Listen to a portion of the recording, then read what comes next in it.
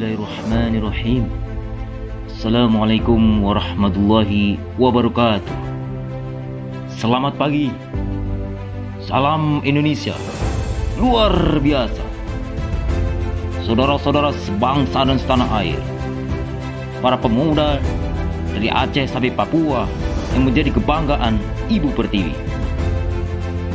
Saat ini di era pandemi COVID-19, di akhir tahun 2020, tepatnya hari Bela Negara tanggal 19 Desember 2020, Indonesia sedang ada di dua jalan. Satu jalan adalah Indonesia menuju masa kebangkitan luar biasa, menjadi negara raksasa dan pusat peradaban seperti zaman leluhur kita saat Majapahit, Sriwijaya, dan Atalanta.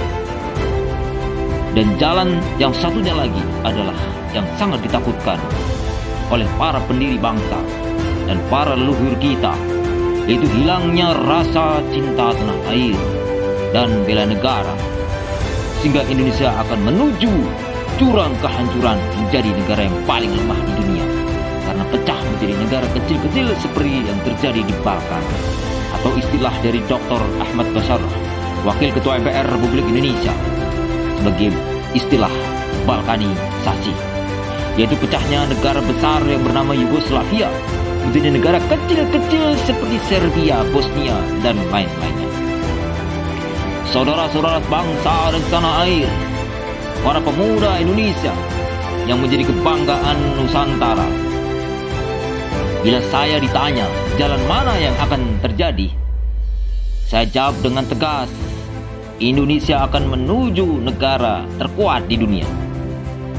Karena dalam keyakinan saya, sebagai anak bangsa dan sebagai cucu dari kakek pejuang kemerdekaan TNI Angkatan Darat yang sekarang dimakamkan di Taman Makam Pahlawan Cilacap, dan juga cucu dari kakek satunya, aktivis dan pengurus Partai Nasionalis Indonesia atau PNI di era Bung Karno, dan ayah saya adalah salah satu pelayan negara yang mencintai Indonesia di era Bapak Soeharto. Indonesia tetap menjadi Indonesia yang besar, pusat peradaban dunia, jauh sebelum lahirnya Plato dan Aristoteles. Indonesia menurut Profesor Santos dalam bukunya The Lost Atlantic dahulu dikenal sebagai Kerajaan Atlantik. Nenek moyang kita, para leluhur kita adalah orang-orang yang hebat, dan secara ilmu genetika telah melahirkan orang-orang hebat, yaitu kita, seluruh rakyat Indonesia yang lahir di Indonesia, yang saat ini ada di Indonesia maupun tersebar di berbagai negara. Kecerdasan, adiluhung, dan keluhuran adat ketimuran yang menjadi permata dunia adalah kekuatan sumber daya manusia yang tidak dapat dikalahkan oleh bangsa manapun. Karena keluhuran dan adat ketimuran adalah cermin dan kesantunan yang dalam agama apapun pasti dianjurkan. Rasulullah SAW diutus di muka bumi ini untuk menjadi rahmat bagi seluruh alam, rahmatan lil alamin, dan memperbaiki akhlak. Demikian juga Nabi Isa, Yesus, juga untuk menyebarkan kasih sayang di muka bumi. Inilah mengapa Indonesia akan menjadi negara terkuat, karena kekuatannya adalah justru di SDM atau sumber daya manusia yang saat ini masih luar biasa, masih banyak yang mencintai tanah airnya, yang memiliki keluhuran dan adat ketimuran yang seharusnya.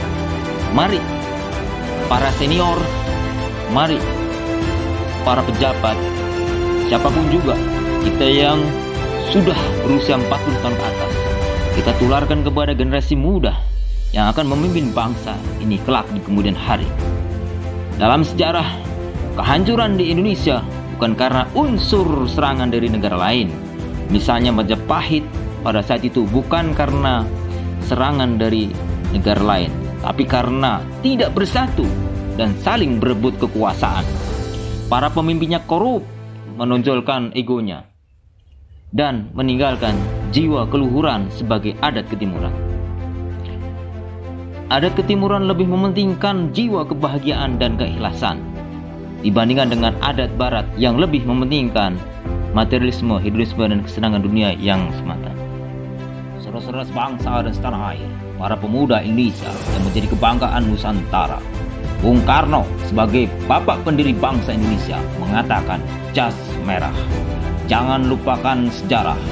Karena dengan kita belajar sejarah di masa lampau, kita akan mengetahui bagaimana memperbaiki kekurangan-kekurangan para pendahulu kita, agar kita perbaiki dan kita maksimalkan demi kepentingan kesejahteraan rakyat Indonesia sebagaimana tertuang dalam pembukaan Undang-Undang Dasar 1945, bahwa sesungguhnya kemerdekaan itu ialah hak segala bangsa, dan oleh sebab itu maka penjajahan di atas dunia harus dihapuskan karena tidak sesuai dengan peri kemanusiaan dan peri keadilan. Dan perjuangan pergerakan kemerdekaan Indonesia telah sampailah kepada saat yang membahagiakan dengan selamat sentausa mengantarkan rakyat Indonesia ke depan pintu gerbang kemerdekaan negara Indonesia yang merdeka, bersatu, berdaulat, adil, dan makmur. Atas berkat rahmat Allah yang Maha Kuasa dan dengan didorongkan oleh keinginan luhur supaya berkehidupan kebangsaan yang bebas, maka rakyat Indonesia menyatakan dengan ini kemerdekaannya. Kemudian daripada itu, untuk membentuk suatu pemerintah negara Indonesia yang melindungi segenap bangsa Indonesia dan seluruh tumpah darah Indonesia, dan untuk memajukan kesejahteraan umum, mencerdaskan kehidupan bangsa, dan ikut melaksanakan ketertiban dunia yang berdasarkan kemerdekaan, perdamaian abadi, dan keadilan sosial, maka disusunlah kemerdekaan kebangsaan Indonesia itu dalam suatu susunan negara Republik Indonesia yang berkedaulatan rakyat dengan berdasar kepada ketuhanan yang Maha Esa, kemanusiaan yang adil dan beradab, persatuan Indonesia, dan kerakyatan yang dipimpin oleh hikmat kebijaksanaan dalam permusyawaratan perwakilan, serta dengan mewujudkan suatu keadilan sosial bagi seluruh rakyat Indonesia. Itulah naskah pembukaan Undang-Undang Dasar 1945, naskah yang terbaik sepanjang zaman. Dan hal ini menjadi landasan Indonesia menjadi negara terbesar di dunia untuk selama-lamanya. Oleh karena itu, syarat menjadi negara besar sesuai dengan judul buku yang saya tulis tahun 2019 dengan judul Post Reformasi, Merekonstruksi Semangat Pancasila dan Reformasi Berbasis Online, serta buku saya yang satunya lagi berjudul Strategi Manajemen Sumber Daya Manusia Menuju Indonesia Menjadi Negara Terkuat di Dunia, terbit 2020.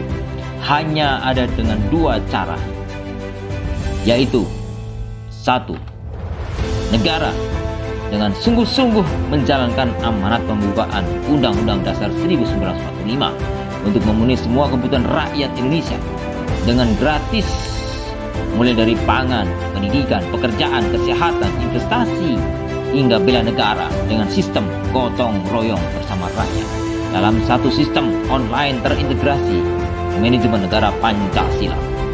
Semua arus aktivitas tersebut harus berbasis blockchain, terkontrol, transparan, dan terbuka.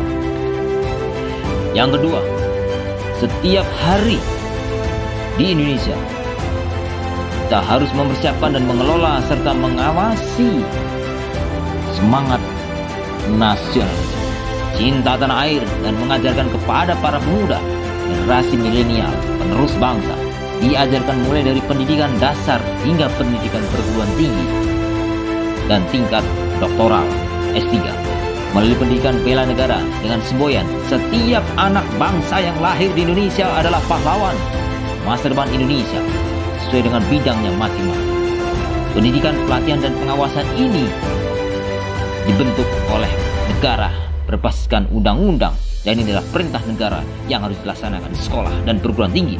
Dan fokusnya adalah generasi spiritual minded, bukan material minded. Artinya bukan hanya bersifat kekuasaan dan kehidupan dunia, tapi berbasiskan akhirat. Dengan semangat membangun bangsa dan atas dasar unsur yang lebih kuat ini, tidak ada lagi unsur yang duniawi, tapi lebih pada unsur ukhrawi, sebagaimana semangat ajaran agama, yaitu semangat di mana sebaik-baik manusia di dunia ini adalah yang dapat memberikan manfaat bagi orang lain. Saudara-saudara sebangsa dan setanah air, para pemuda yang menjadi kebanggaan bangsa dan negara Indonesia dimanapun Anda berada, Bung Karno dan Bung Hatta sebagai bapak pendiri bangsa, dan para pejuang dari berbagai unsur baik ulama, masyarakat biasa, kaum bangsawan, kaum terpelajar, semua bahu-membahu memerdekakan Indonesia di tahun 1945. Unsur yang paling utama adalah pemuda, di mana tanggal 10 November 1945 yang kita kenal dengan Hari Pahlawan. Dengan semangat juang yang menyala-nyala, para pemuda dari berbagai wilayah berkumpul di Surabaya dan mampu mengusir kekuatan besar, kekuatan pasukan sekutu, yaitu gabungan dari Amerika, Inggris, Belanda, dan negara lainnya. Sejarah pasti berulang jika para pemuda memiliki api yang menyala-nyala dan kepedulian yang luar biasa kepada tanah airnya, dan pasti mungkin bisa membangun Indonesia yang besar. Bung Karno pernah berkata, "Berikan aku 10 pemuda, maka akan mengguncangkan dunia." 10 pemuda saja bagi Bung Karno mampu mengguncang dunia, apalagi jutaan pemuda milenial saat ini yang tersebar di pelosok negara Indonesia, yang ada di kota, desa, pegunungan, daratan, dan lautan, yang siap bertempur melawan kemiskinan, pengangguran, mengusir kelaparan, mempersiapkan kelangkaan pangan, dan menguatkan sumber daya manusia. Maka hal itu bukan hanya mengguncangkan dunia, tapi akan mampu mengguncangkan alam semesta. Disitulah di mana para pemuda berjuang untuk bangsanya dengan tujuan hanya mencari ridho Tuhan semata. Maka Tuhan akan menurunkan rahmat-Nya kepada Indonesia. Indonesia akan menjadi negara yang besar dan kuat, yang dirahmati oleh Tuhan semesta alam. Baldatun toibatun warobun. Saat inilah, di saat dunia sedang terjadi deglobalisasi, pemutusan arus transformasi antar negara akibat dari COVID, dan setiap negara sedang melawan COVID-19 di negara masing-masing, dan setiap negara saat ini sedang sibuk melawan kehancuran ekonomi negara masing-masing. Maka saat inilah waktu yang tepat, di akhir 2020, di awal 2021, kita bangsa Indonesia, gabungan para pemuda Indonesia, gabungan dari semua para pejabat pemerintah yang masih mencintai dan pasti mencintai tanah airnya, bagaimana kita harus menyalip Amerika, menyalip Tiongkok, dan negara besar lainnya. Untuk itulah pertahanan dan kekuatan para pemuda hanya bisa dilakukan bila terdapat struktur pendidikan, pelatihan, dan pengawasan yang ketat yang telah saya sebutkan di atas. Dan di setiap desa harus dibuat 10 lumbung kekuatan besar yang belum pernah terjadi di dalam sejarah dunia. Dalam buku saya yang berjudul Lumbung Pangan Gratis Model Cakti, Solusi Kelangkaan Pangan dan Chaos Dunia di tahun 2020, saya telah menerbitkan di bulan Oktober ini 2020, dan dikatakan dalam buku saya bahwa setiap desa harus ada minimal 10 lumbung untuk mempersiapkan dampak corona dan kejadian alam yang luar biasa di luar kemampuan manusia, atau kita kenal dengan namanya force major. Itu bencana alam yang luar biasa di dunia ini, terutama kemarau yang sangat panjang. FAO, Badan Pangan Dunia, telah berkali-kali mengingatkan bahaya kelangkaan pangan yang akan melanda dunia. Bapak Jokowi sebagai Presiden Republik Indonesia juga telah menyampaikan di berbagai kesempatan, mengingatkan bahaya kelangkaan pangan. Pangan adalah masalah vital dan krusial. Bila tidak ada pangan di pasar, maka akan terjadi kekacauan, chaos, dan kehancuran semua bangsa. Untuk itu, Indonesia sebagai the center of Katolik, the center of food in the world, harus mampu mengolah sumber daya manusia dan sumber daya alam saat ini dengan sebaik-baiknya. Mengolah tanah pertanian yang maha luas di Indonesia, yang sangat subur membentang dari Sabang sampai Merauke, dan sumber daya laut yang maha dahsyat, dengan dorongan dari pemerintah dan semangat gotong royong seluruh komponen masyarakat untuk mempersiapkan lumbung pangan tersebut. Di samping lumbung pangan, dalam buku saya disebutkan minimal ada 10 lumbung. Yang pertama, lumbung pangan dengan kode L1, lumbung air dengan kode L2, lumbung energi dengan kode L3, lumbung ternak dan perikanan kode L4, lumbung kesehatan L5, lumbung keagamaan, kepercayaan dan budaya L6, lumbung pendidikan dan regenerasi L7, lumbung pekerjaan dan ekonomi L8, lumbung administrasi, hukum dan keamanan L9, lumbung investasi L10. Rumus yang saya buat adalah sebuah desa di seluruh wilayah Indonesia minimal harus menyediakan 5 lumbung secara gratis untuk masyarakatnya. Misalnya lumbung pangan, lumbung air, energi, peternakan, perikanan, dan pendidikan. Jika kurang dari 5 lumbung, maka akan terjadi chaos, dan jika banyak lumbung yang tidak tersedia, akan terjadi chaos yang lebih dahsyat lagi. Pembunuhan antar desa, kekacauan politik, kekacauan struktur sosial, dan lenyapnya nama sebuah negara dari peta dunia. Di saat kondisi kelangan pangan tidak mengenal si kaya dan si miskin, tidak mengenal pejabat dan rakyat, karena dalam hukum ekonomi demand and supply, permintaan dan penawaran tidak akan seimbang. Permintaan beras dan makanan lainnya sangat tinggi, tapi beras dan bahan pokok lainnya seperti jagung, gandum dan sebagainya tidak tersedia di pasar. Seberapapun kita memiliki uang miliaran dan triliunan, maka tidak akan mampu membeli 1 karung sekalipun, bahkan mungkin 1 kilogram beras sekalipun. Inilah kondisi yang sangat membahayakan saat itu. Kondisi yang first major yang dikatakan oleh Cak Nun MH Ali Najib, bencana massal yang bersamaan, meletusnya gunung secara bersama-sama di seluruh Indonesia.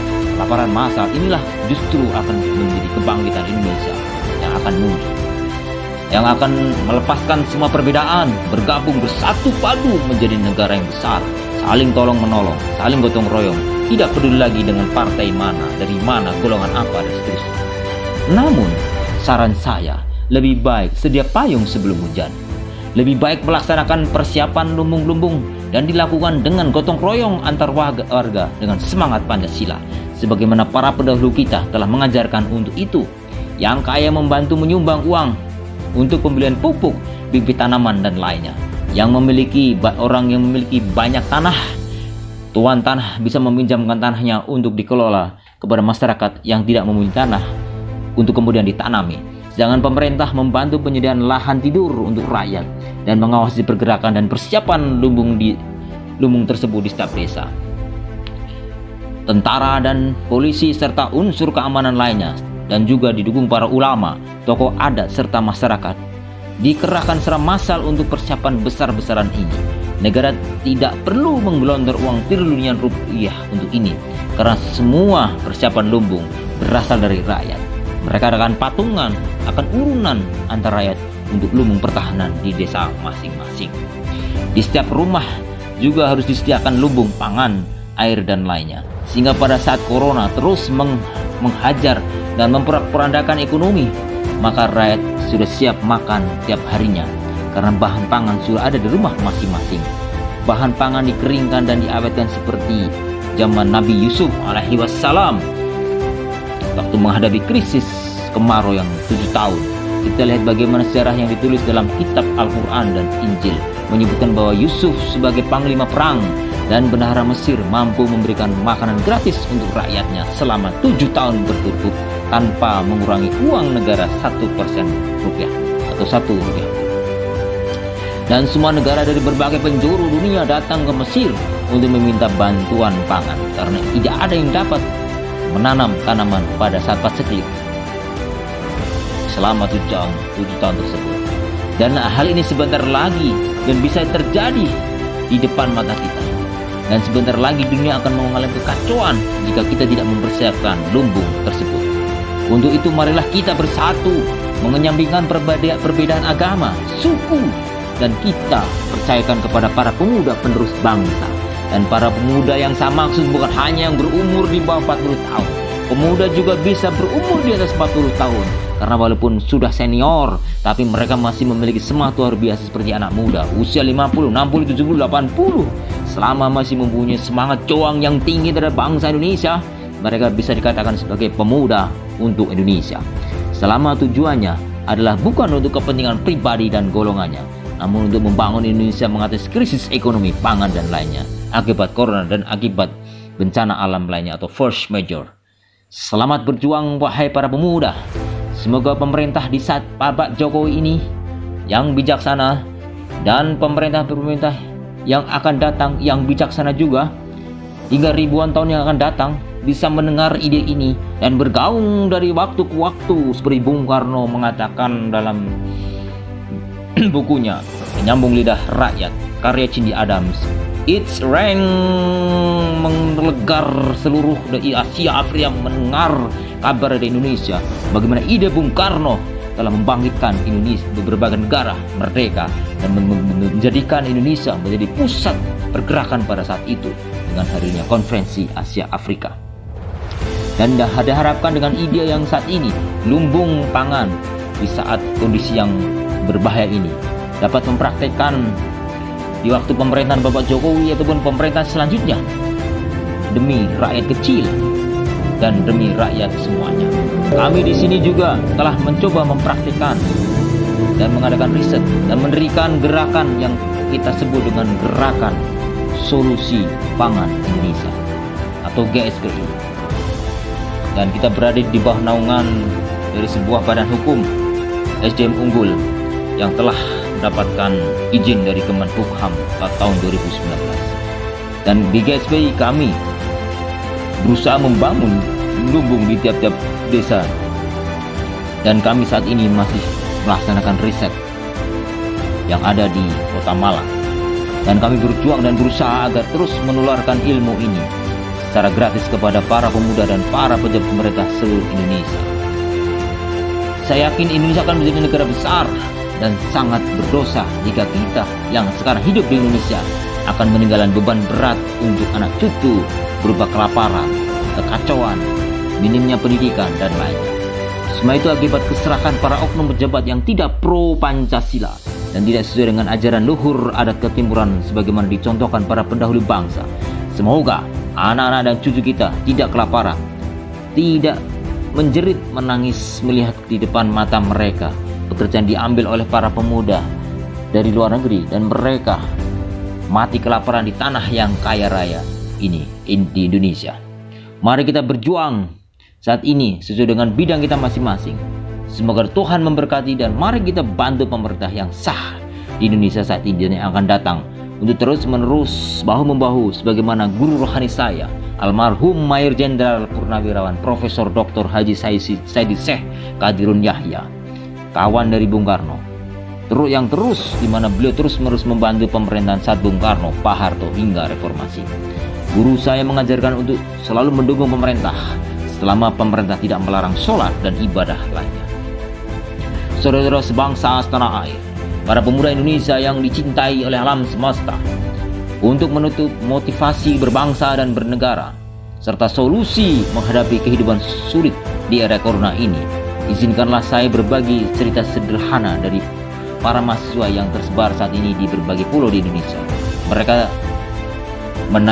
hanya menanyakan, Pak, mengapa Indonesia kaya raya sumber daya alam sedangkan kita masih miskin?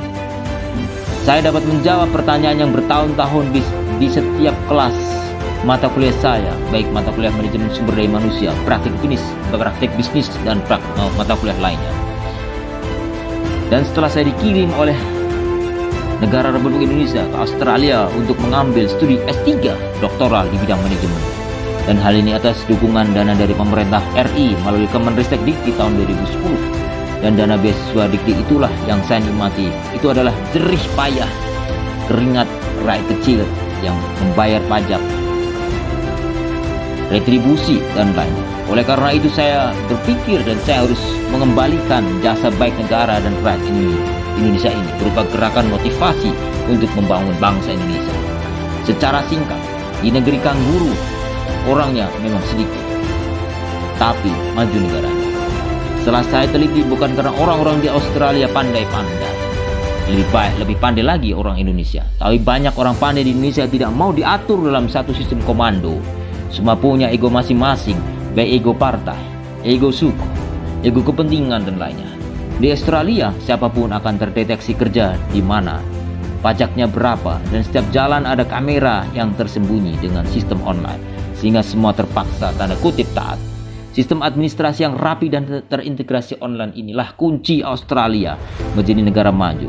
Setelah 4 tahun saya studi di sana, saya baru menyadari bahwa Indonesia jauh lebih hebat dari Australia jika semua unsur bangkit dan bersatu serta terhubung dalam satu sistem terintegrasi sebagaimana saya telah sebutkan di sebelumnya. Jadi dengan sistem terintegrasi online ibarat ojek online, setiap penumpang bisa lihat kemana pengemudinya. Perusahaan ojol juga bisa melihat kejujuran para pengemudinya, dan hebatnya lagi, penumpang bisa memberikan penilaian kinerja untuk pengemudinya. Semuanya tersistem dan transparan. Saya baru sadar dan saya beritahu ke mahasiswa saya, kenapa kita masih miskin? Bukan salah pemerintah, bukan salah rakyat ataupun politisi, namun karena sistemnya belum terintegrasi online, belum terhubung secara online di seluruh Indonesia. Itu jawaban kepada mahasiswa dan saya membuktikan waktu saya ke negara lain selain di Australia, misalnya di Singapura juga seperti itu. Padahal di Singapura sumber daya alamnya sangat terbatas, lebih banyak di Indonesia. Jika sistem terintegrasi, maka tidak ada yang berani korupsi, walaupun ada, mungkin sangat kecil kemungkinan. Saudara-saudara sebangsa tanah air, para pemuda yang menjadi kebanggaan orang tua kalian dan leluhur kalian, mari bangkit dari tidur. Mari gunakan kesempatan emas ini di tahun 2021 ini. Mari melalui gadget kalian, melalui teknologi, media sosial apapun juga untuk menyebarkan semangat nasionalisme, cinta tanah air. Indonesia tinggal di tangan kalian. Indonesia saat ini tergantung kepada kalian. Dan bersiaplah bertempur di tahun 2021 serta tahun-tahun yang akan datang. Akibat dari dampak corona yang semakin parah terutama ekonomi. Mari kita bangkit bersama, bersatu padu bersama pemerintah, membantu tanah yang kita injak, dan kita dilahirkan di bumi Nusantara ini dengan cara semangat belajar, saling toleran, mengasah ilmu pengetahuan, dan jangan lupa membangun lumbung pangan di daerah kalian masing-masing sebelum semuanya terlambat. Terima kasih. Salam NKRI, salam Pancasila, salam Indonesia luar biasa. Wassalamualaikum warahmatullahi wabarakatuh. Merdeka!